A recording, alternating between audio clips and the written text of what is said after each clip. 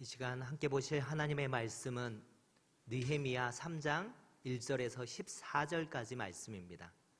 구약 729페이지에 있는 느헤미야 3장 1절에서 14절까지 말씀, 저랑 여러분 한 절씩 교독하고 마지막 절은 함께 읽겠습니다. 그때에 대제사장 엘리야십이 그의 형제 제사장들과 함께 일어나 양문을 건축하여 성별하고 문짝을 달고 또 성벽을 건축하여 함메야 망대에서부터 하나넬 망대까지 성별하였고,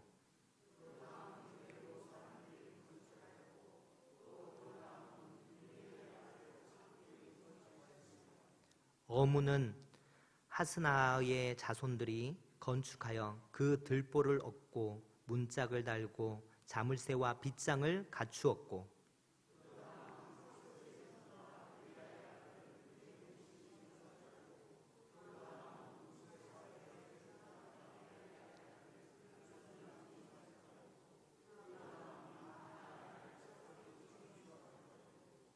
그 다음은 드구아 사람들이 중수하였으나 그 귀족들은 그들의 주인들의 공사를 분담하지 아니하였으며,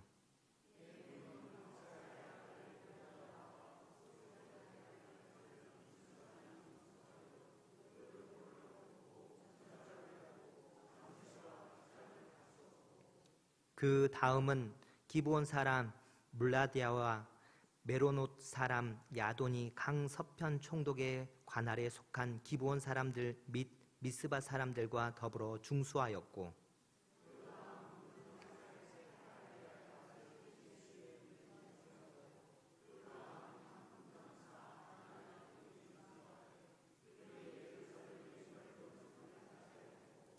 그 다음은 예루살렘 지방의 절반을 다스리는 후르의 아들 르바야가 중수하였고,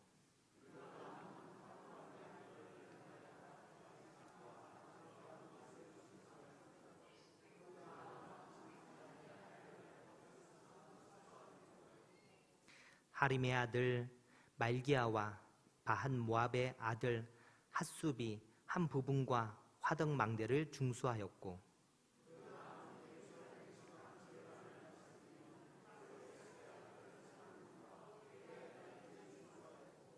골짜기 문은 한움과 사노아 주민이 중수하여 문을 세우며 문짝을 달고 자물쇠와 빗장을 갖추고 또 분문까지 성벽 1000규빗을 중수하였고, 본문은 하갓게림 지방을 다스리는 레갑의 아들 말기야가 중수하여 문을 세우며 문짝을 달고 자물쇠와 빗장을 갖추었고.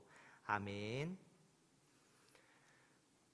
수요일에 계속해서 느헤미야 말씀을 통해서 하나님께서 하나님의 사람을 통하여 어떻게 하나님이 역사하시는지, 그 하나님의 사람이 어떻게 하나님으로부터 받은 그 능력으로 리더십을 발휘하면서 그 역할들을 하는지를 계속해서 살펴보고 있습니다.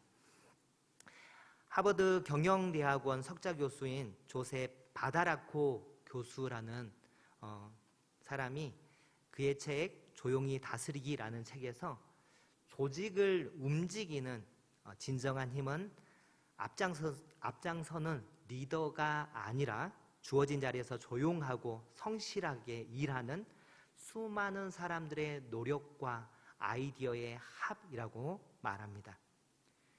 회사의 생사에, 그 회사의 생사에 영향을 주는 가장 큰 것은 조직 구석구석에서 부서 담당자들이 하는 말과 행동들이라고 말하고 있습니다.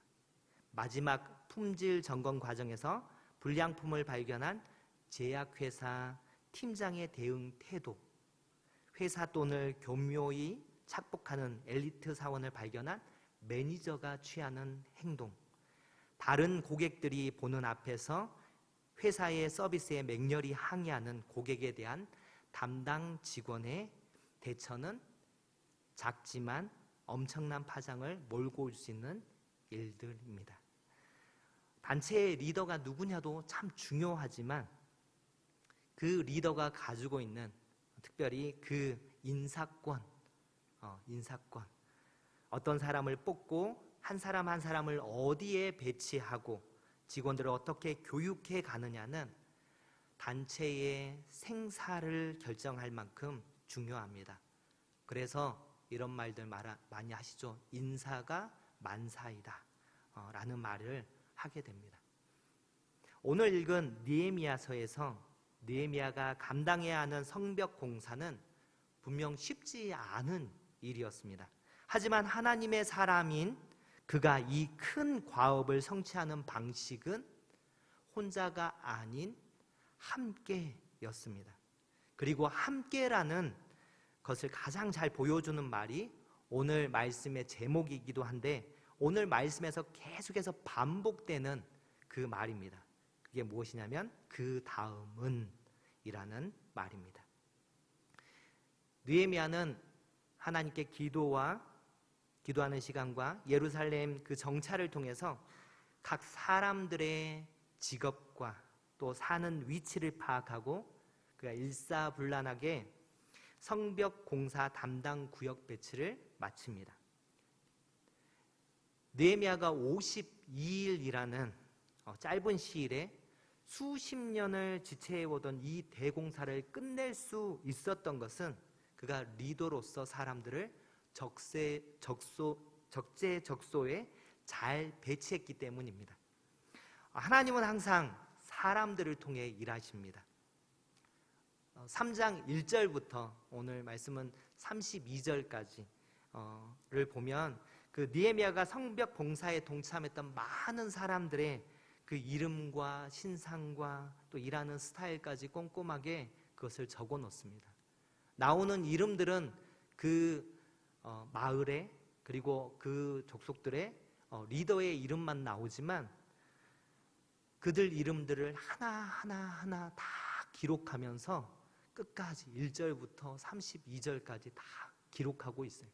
마음 같아서는 1절부터 32절까지 다 읽으면서 한 사람 한 사람 이름들을 다 불러보고 싶었지만 14절까지만 읽고 오늘 말씀 속에서 그 속에서 어떠한 의미들이 있는지 하나하나 좀 살펴보려고 합니다.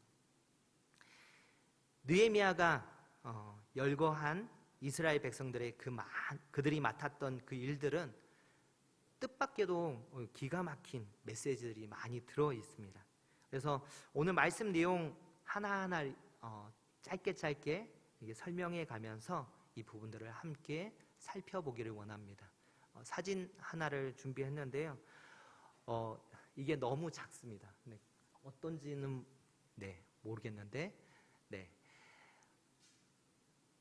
느헤미야가 있었을 당시에 예루살렘 성전의 모양입니다. 둥그렇지도 않고요. 네모나지도 않습니다. 그때 당시에 예루살렘 성전의 모양이 저런 모양이었습니다. 이후에 나중에 예수님이 태어날 그때 헤롯 왕이 그 예루살렘 성을 다시 쌓았을 때는 다른 모양으로 이게 나오지만 느헤미야 당시에는 저렇게 성전이 되어 있는데 이 성전에서 3장 1절이 어디서부터 시작하냐면 빨간 부분 보이시나요? 타원형으로 제가 좀 표시를 해놨는데 글씨가 안 보일 것 같아서 위쪽 북쪽에 그 동그랗게 제가 해놓은 그 빨간색으로 해놓은 그 부분이 대제사장 엘리야십을 비롯한 제사장들이 가장 먼저 시작한 양문이 있고 또 그 옆으로 한메아 망대, 하나넬 망대가 건축해져 갑니다. 이것을 시작으로 공사가 시작되는 거예요. 느헤미야는 공사의 시작을 북쪽의 양문에서 시작하여서 시계 반대 방향으로 차례로 성벽 재건 공사를 한 후 다시 양문으로 끝냅니다. 느헤미야가 하필 이 양문에서 공사를 시작한 이유는 무엇일까요? 예로부터 계속해서 공격이 북쪽으로 적들의 공격이 참 많았습니다. 그래서 북쪽이 많이 회파되었고 그래서 공사를 먼저 시작한 이유도 있을 것입니다. 하지만 그보다 중요한 이유가 있습니다. 사람들이 제사에 바칠 양을 몰고 오는 문, 그래서 문의 이름이 무엇이냐면 양문입니다. 양문. 이 문은 후에 우리 죄를 위하여 십자가에 못 박혀 죽으실 어린 양 대신 예수 그리스도를 생각나게 합니다. 양의 문 대신 우리 예수 그리스도, 그 십자가를 통해 영원히 하늘 아버지께 통하는 그 문이 열리게 됩니다. 제사장들은 이 문을 중수한 다음 다른 곳들과 거룩하게 구별하여서 하나님께 봉헌을 합니다.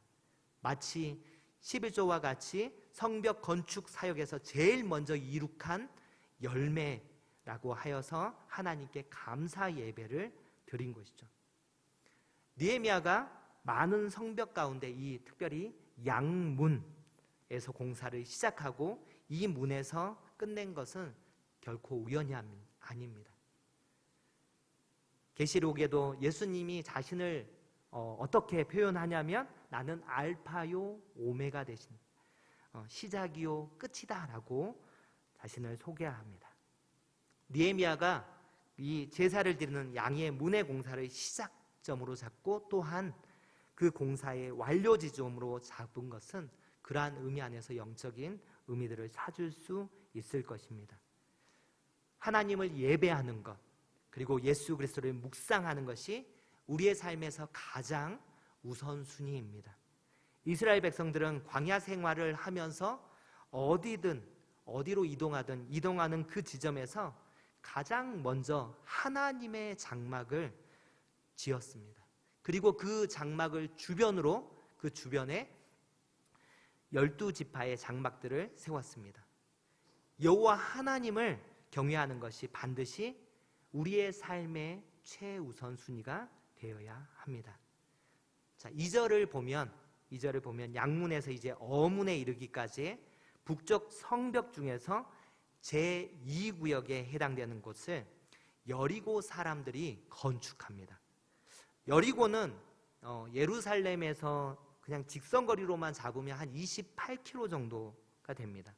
제가 한번 저희 교회에서, 사천교회에서 한번 재보니까 대략 어디냐면 진주 반성시장 정도의 거리에 있는 게 이 예루살렘에서 여리고까지의 거리입니다. 그 먼 거리에 있는 사람들이 여기까지 예루살렘 성벽을 재건하기 위해서 왔습니다. 이 사람들은 걸어왔어요. 그 먼 거리를 걸어서 이곳까지 왔습니다. 자기 마을에서 멀리 떨어진 곳까지 와서 최선을 다해서 희생하는 사람들이 여기에 있습니다. 여리고 사람들뿐만 아니라 5절에 나오는 드고아 사람, 7절에 나오는 기브온 사람, 미스바 사람들도, 이 사람들도 여기처럼 멀지는 않지만 한 진양호 정도 되는 거리, 여기에서 한 진양호 되는 거리에, 거기에서 다 걸어와서 예루살렘 성벽을 재건하는 것에 함께 동참한 사람들입니다. 오는 거리만 해도 상당한데 더 많은 시간들을 내서, 다른 사람들보다 더 많은 시간들을 내서 왔다는 것은 더 많은 대가를 지불했다는 것입니다.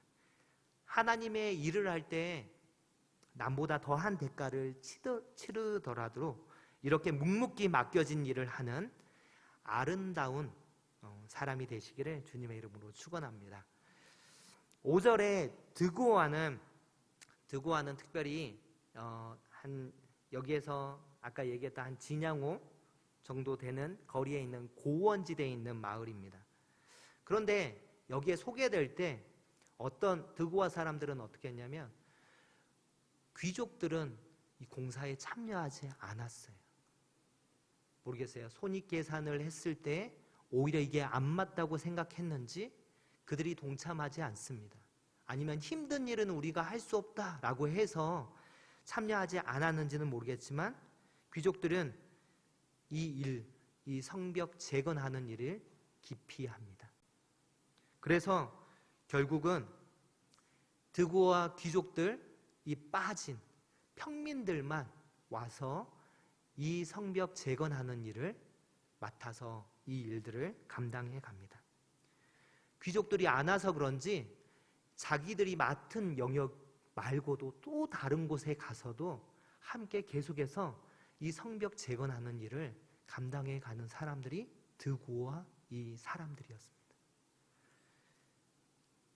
우리가 함께 하면 쉽지만 이렇게 누군가가 자기 책임을 다하지 않고 다른 사람에게 이 짐을 떠넘기게 되면 남아있는 그 또 다른 사람들이 의식할 수밖에 없고 부담을 가질 수밖에 없습니다. 지금 드고아의 이 귀족들을 이 성벽 재건 공사에 참여하지 않음으로 인해서 이 평민들이 2배의 짐을 지고 이 일들을 감당합니다. 하지만 이들은 이 책임을 회피하지 않습니다.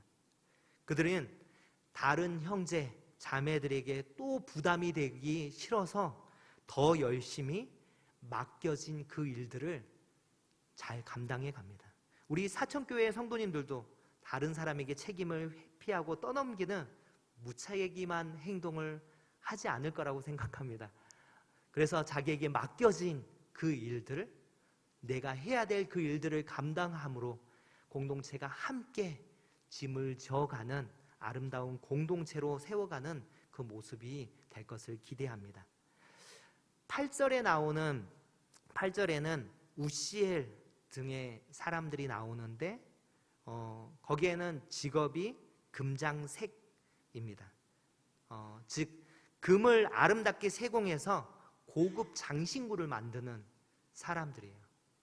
그러면 그들의 직업은 세밀한 것을 담당하는 사람들인데 이들도 손을 걷어붙이고 성벽 공사로 나와왔습니다.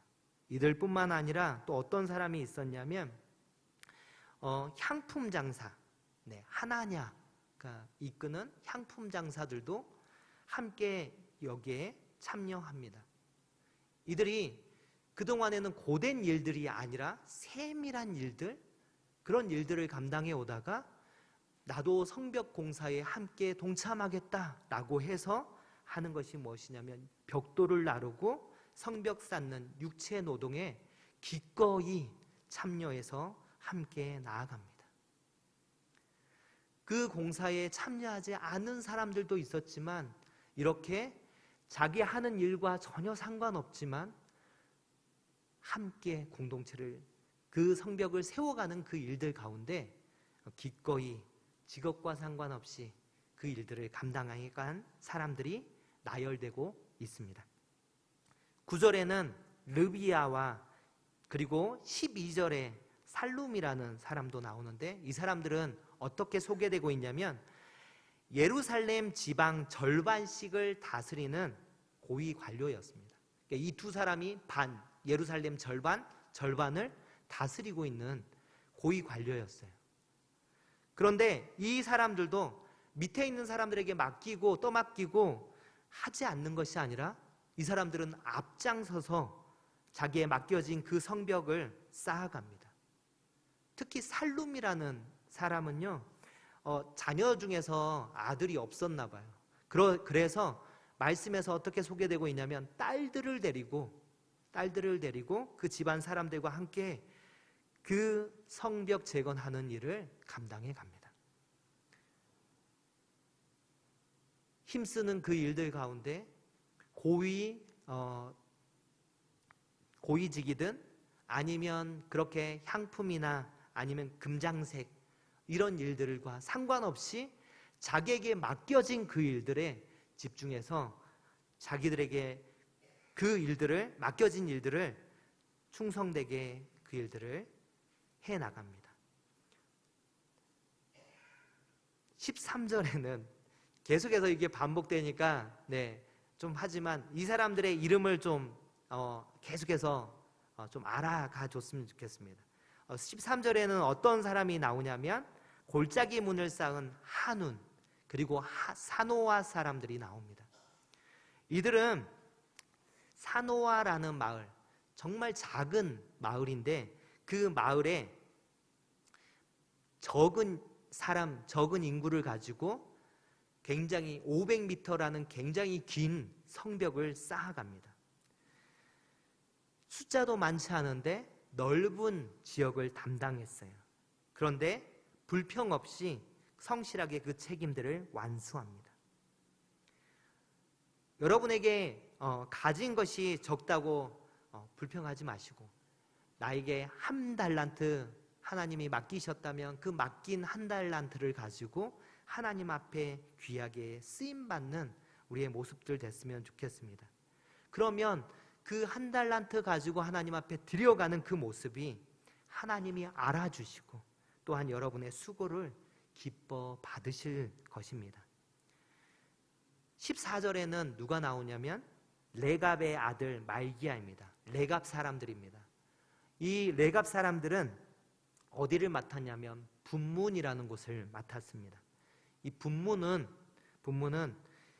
그대로 말 그대로 예루살렘의 모든 오물과 쓰레기를 이 흰놈의 골짜기에 버려가는 이것을 버리기 위해서 통과하는 그 문입니다.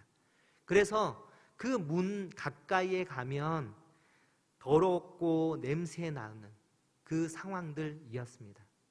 사람들이 하찮게 보는 그 일들을 이 사람들은 충성되게 맡겨진 그 일들을 성실하게 감당해 갑니다. 그렇게 하나님을 기쁘시게 할 뿐만 아니라 그 사람들에게 이렇게 열심히 감당해 감으로 그 사람들을 감동케 합니다. 이제 마지막으로 제가 언급하고 싶은 것은 23절부터 계속해서 반복되어서 나오는 단어가 또 있습니다. 그것이 무엇이냐면 자기 집 맞은편입니다. 느헤미야는 이미 예루살렘에 거주하는 사람들을 배치시킬 때에 예루살렘에 이미 거주하고 있는 사람들은 될 수 있는 대로 다 자기 집 앞을 맡겼습니다. 자기 집 가까운 곳을 성벽을 수리하게 하니까 사람들이 어떨까요? 자기 집 앞이니까 감독하지 않아도 됩니다. 적들의 공격에 가족과 친지들을 보호해야 된다는 확실한 동기부여가 되니까 열심히 그 성벽을 쌓아갔습니다. 또한 집에서 오고 가는 소요 시간을 줄일 수 있고 필요한 도구나 인력들을 동원하는 데도 훨씬 수월했습니다. 그래서 느헤미야가 지혜롭게 바로 자기 집 앞에 그 성벽을 쌓게 한 것은 굉장히 지혜로운 방법으로 사람들을 배치한 거였습니다. 지금까지 이 3장 안에 쭉 나열된 사람들의 중에서 제가 다 언급하지는 않았고, 다 언급하면 계속 좋으실 것 같아서 여기까지 각자의 다 사연들이 있어요. 하지만 동일한 마음으로 성벽을 쌓는, 예루살렘 성벽 재건을 하는 그 일들에 다들 하나님이 맡기신 그 일들에 감사함으로 이 일들을 감당해 갑니다. 말씀을 마치려 합니다. 느헤미야는 이스라엘 백성 한 사람 한 사람의 특징을 살펴서 가장 좋은 인력 배치를 했습니다. 그 음표 하나가 모여서 이제 장엄한 오케스트라, 이 합주곡이 연주되는 것입니다. 교회는 그리스도의 몸입니다. 우리 모두는 그 교회를 구성하고 있는 지체들입니다. 하나님의 자녀가 된 우리 한 사람 한 사람, 우리가 함께 무엇을 해가냐면 하나님의 성벽을 만들어가는 동역자들입니다. 하나님의 나라에는 잘난 척하면서 비판하는 자나 방관자들, 그리고 구경꾼들이 있을 수 없습니다. 우리 모두가 하나님의 영광을 위해 자기에게 맡겨진 일들에 최선을 다하는 일꾼들입니다. 오늘 말씀 속에서 공사에 참여한 사람들을 보면 빈부귀천, 그리고 남녀노소 차별 없이 모두 직업과 신분의 사람들이 모두 자기에게 맡겨진 일을 열심히 나갑니다.